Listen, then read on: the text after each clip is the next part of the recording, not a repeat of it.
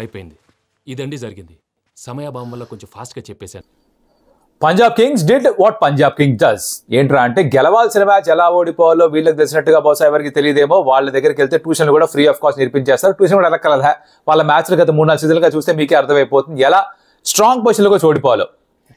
Lucknow Super Giants trend మార్చారు. ఏది మొన్నటి వరకు ఏదైతే హోమ్ టీం గెలుస్తూ వచ్చారో దాన్ని ఆర్సీబీ ఓడిపోయి అగేన్స్ట్ కేకేఆర్ కాస్త రివర్స్ చేస్తే తిరిగి మళ్ళీ హే లేదు హోమ్ టీమే గెలుస్తుందని చెప్పి మరోసారి మ్యాచ్ గెలిచి చూపించారు. ఏం జరిగింది మ్యాచ్ లో? వాళ్ళ సైడ్ చాలా మంచి పర్ఫార్మెన్స్ ఉన్నాయి. ఒక హైలైట్ క్యాండిడేట్ కూడా బయటకు వచ్చాడు. Will talk about that. ఇంకెందుకు ఆలస్యం, let's get started.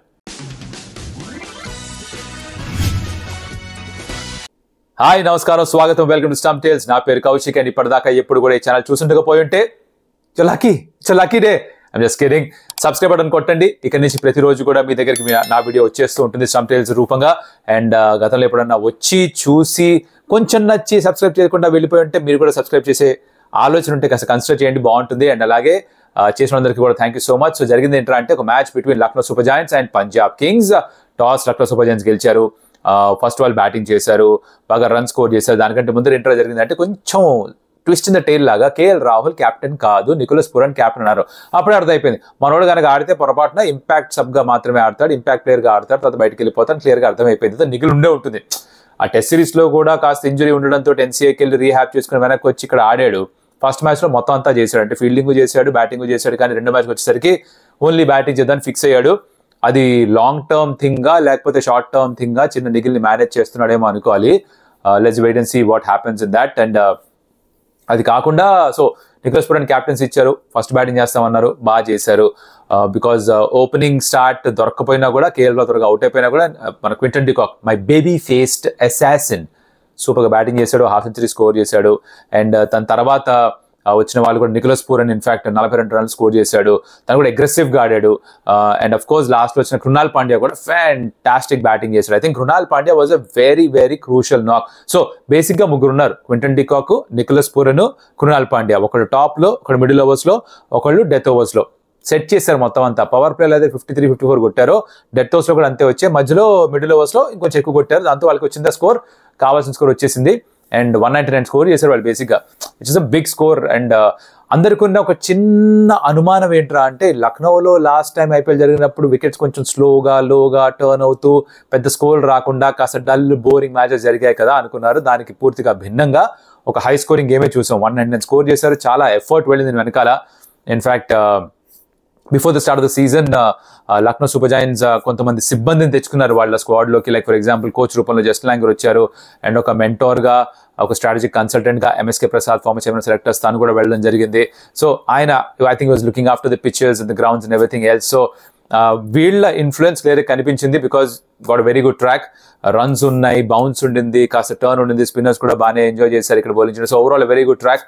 So kudos to everybody on that. And like I said the top Quinton de Kock అద్భుతంగా బ్యాటింగ్ చేశాడు. He took the bowlers on which is very important. Power ప్లేలో మీకు aggressive start ఎవరో ఒకరు ఆడాలి. తర్వాత మిడిల్ ఓవర్స్లో Nicholas Pooran is very dangerous. ఎలా అయితే అటాక్ చేశాడో స్పిన్నర్స్ని, దట్ వాజ్ సంథింగ్ ఎల్స్.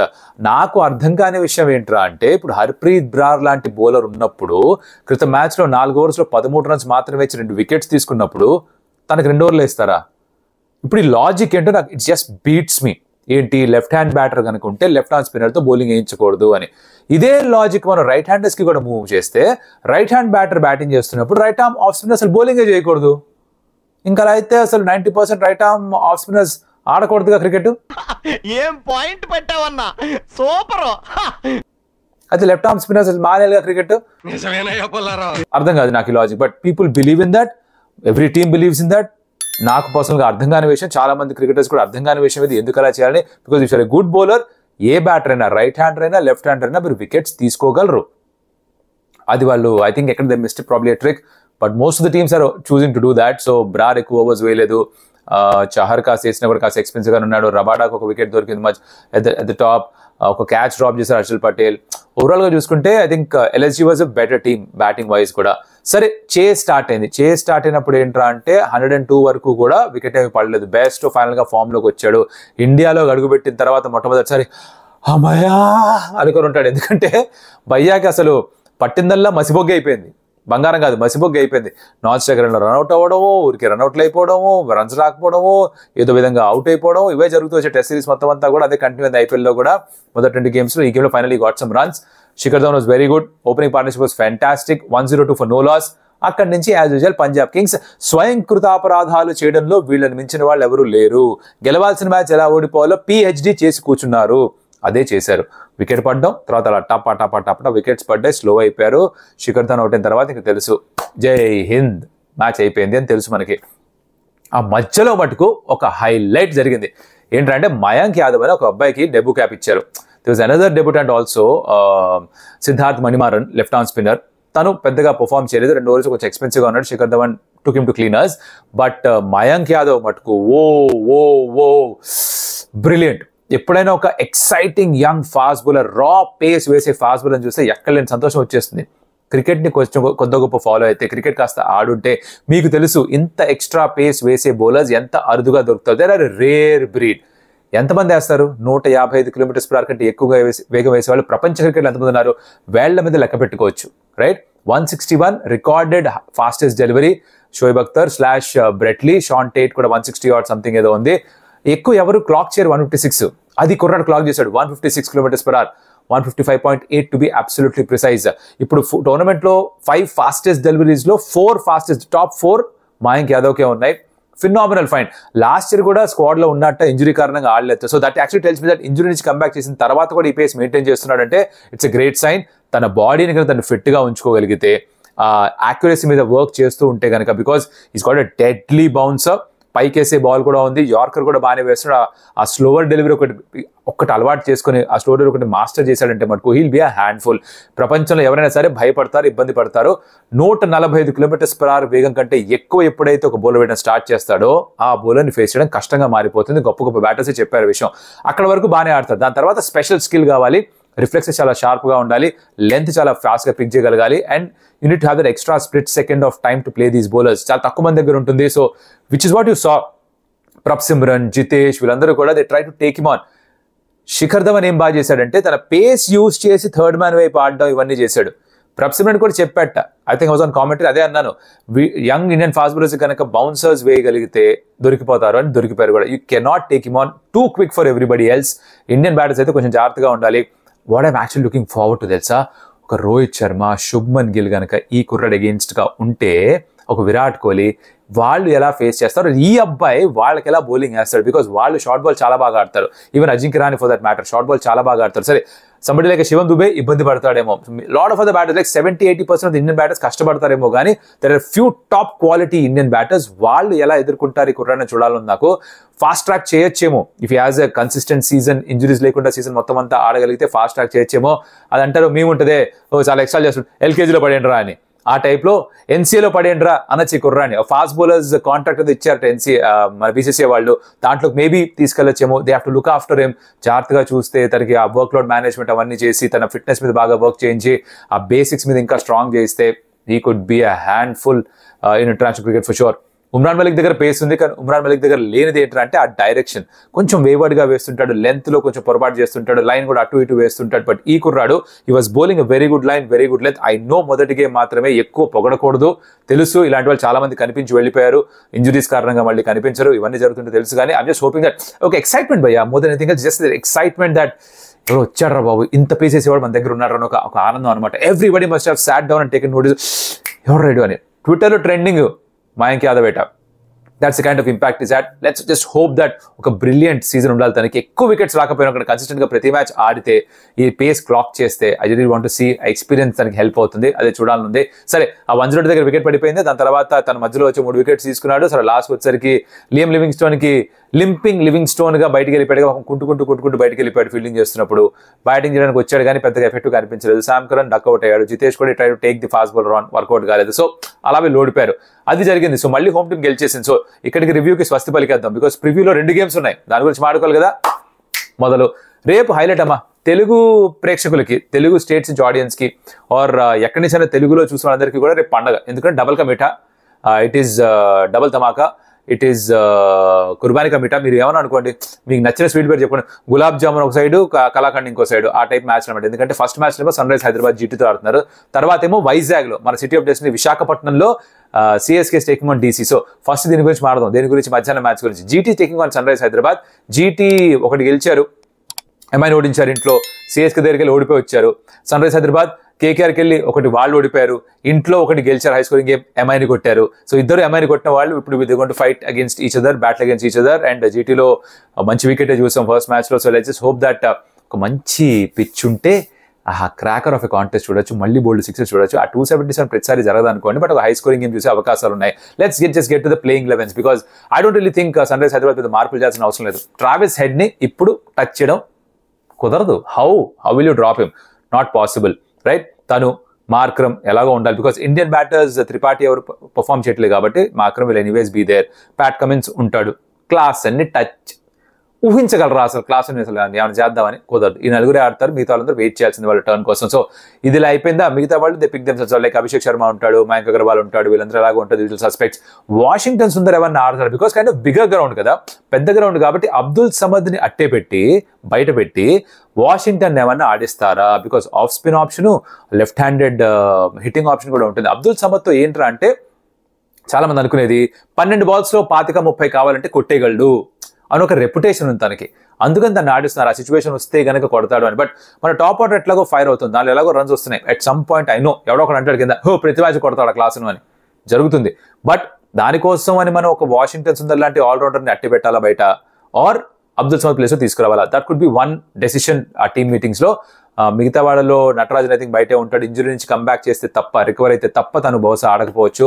ఉనాద్ కంటే గుడ్ జాబ్, 2 wickets తీసుకున్నాడు. పెద్ద గ్రౌండ్ కాబట్టి స్లోవర్ బాల్స్ వేస్తూ you can try and restrict the opponent. Space ఎక్కువ ఆఫర్ చేయకపోతే కష్టంగా ఉండేది square of the wicket runs కొట్టడం అవన్నీ కూడా.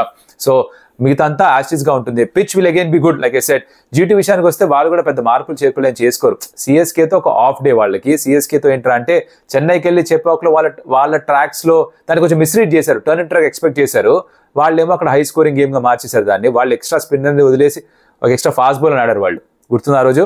దాంతో ఏంటో జరిగిందంటే వాళ్ళు 225 ఎంతో కొట్టిపారేసిన తర్వాత మన జీటీ ఏం చేయలేకపోయింది. సో వాళ్ళు కూడా ప్లేయింగ్ లెవెల్ పెద్ద మార్పులు చేసుకోరు అనుకుంటా. But it be close game for షోర్.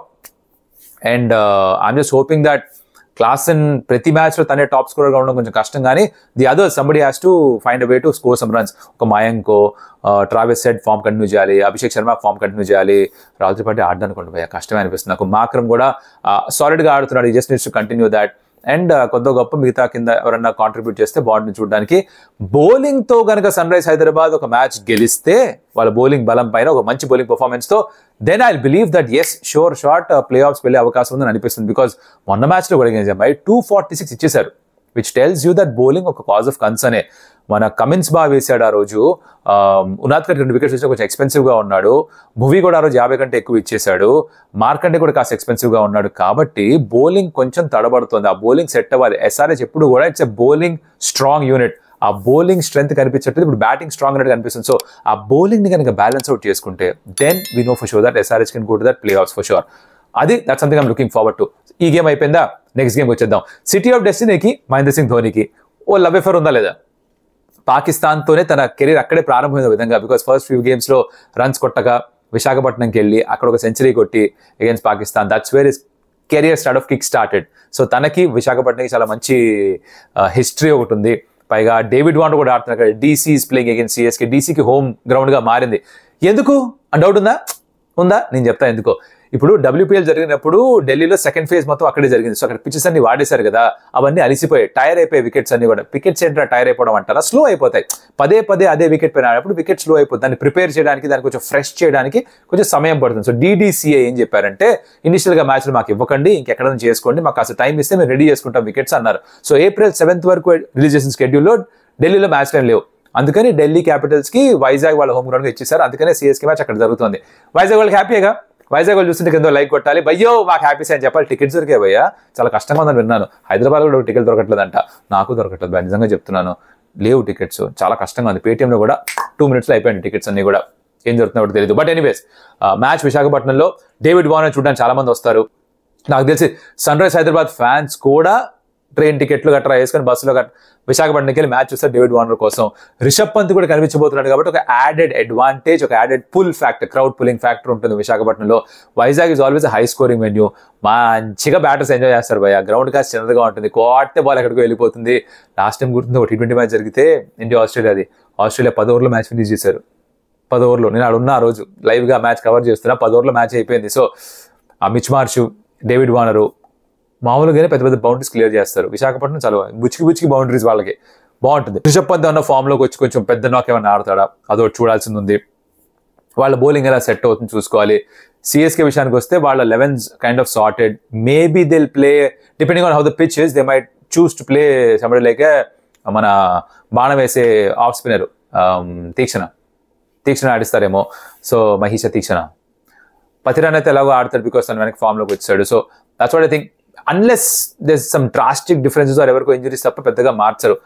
అందరి కళ్ళు ఎవరిపైన ఉంటాయి, ధోని పైన ఉంటాయి. ఎందుకంటే బ్యాటింగ్ వస్తున్నా అని ఊరిస్తున్నాడు. బయటే అక్కడే డ్రెస్సింగ్ రూమ్ లో వార్మప్ చేస్తుంటే, డ్రెస్సింగ్ రూమ్ లో హెల్మెట్ వేసుకుంటే, గ్లౌజ్ వేసుకుంటే, అన్ని వేసుకుంటే బయటికి రాడు. ఎప్పుడన్నా వచ్చి బ్యాటింగ్ చేస్తాడని చూస్తున్నారు, అందరూ వెయిట్ చేస్తున్నారు. బయటకు వస్తే ఒక డీజే ఒక మంచి పాట వేస్తే దాన్ని మళ్ళీ ఒకసారి వైరల్ చేద్దామని అందరూ వెయిటింగ్. అవకాశం ఏమన్నా ఇస్తారా ధోని చూడాలి. Shivam Dube is in good form. Rahane decent గానే ఆడుతున్నాడు. వాళ్ళ ఓపెనర్స్ రచిన్ రవీంద్ర ఫెంటాస్టిక్ ఆడాడు మొన్న. Ruturaj Gaikwad as a captain ఇంకా ఎక్స్ప్లోజివ్ ఇన్నింగ్స్, పెద్ద ఇన్నింగ్స్ చూడలేదు. తన నుంచి అదొక బ్యాలెన్స్ ఉంది.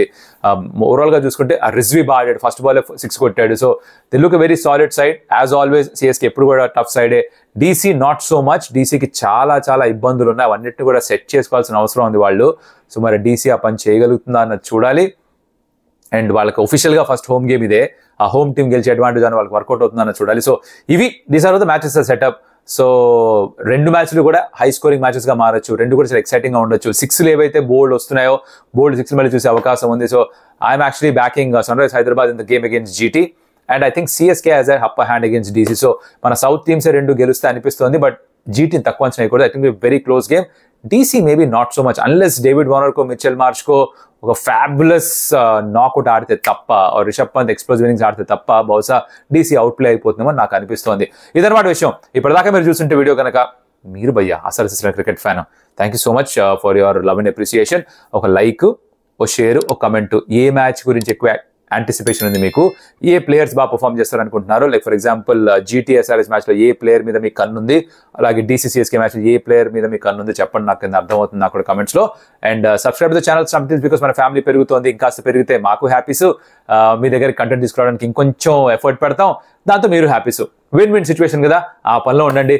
దీని రివ్యూ తోటి ఈ డబుల్ హెడర్ రివ్యూతో మళ్ళీ కలుస్తాను నెక్స్ట్ వీడియోలో. అప్పటిదాకా కౌశిక్ సెలవు. బాయ్.